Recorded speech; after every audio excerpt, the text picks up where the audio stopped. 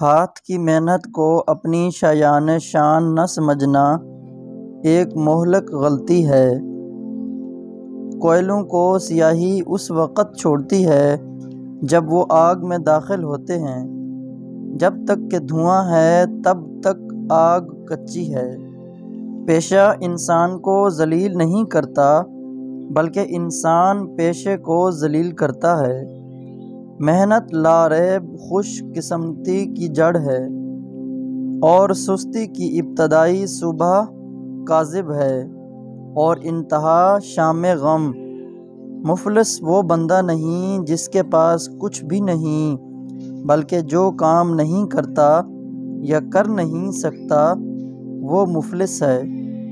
خاموشی اور استقلال سے کیے جانے والے کام کا اثر ہوتا ہے اور ضرور ہوتا ہے۔ حق تو یہ ہے کہ محنت اور صبر کچھ عجیب سر چڑھ کر بولنے والا جادو ہے۔ دنیا کی کڑی دھوپ میں صرف وہی بندہ ہی آگے نکل سکتا ہے جو محنت اور استقلال کے گھوڑے پر سوار اور عقل سالم کا تازیانہ نہ ہاتھ میں رکھے۔ اپنی ہستی کو قائم رکھنے کے لیے جدوجہد کرنا قدرت کا ایک اٹل قانون ہے۔ جو لوگ سعی اور کوشش سے گریز کرتے ہیں ان کی ہستی بالکل تباہ و برباد ہو جاتی ہے۔ دامن دولت بآسانی ہاتھ نہیں آتا، اس کے لیے بیضہ فولاد توڑنا ضروری ہے۔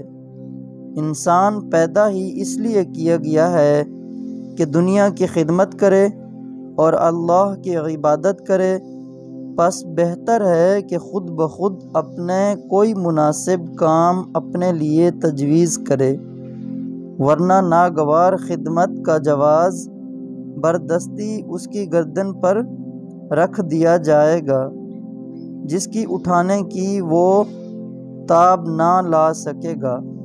کچھ میٹھا کھانے کے دوران جمائی آ جائے تو فوراً سمجھ جاؤ کہ تم دولت مند ہونے والے ہو۔ انسان اپنی ہی ہمت سے کچھ نہ کچھ بن سکتا ہے۔ بیرونی امداد ہمت کو پست کر دیتی ہے۔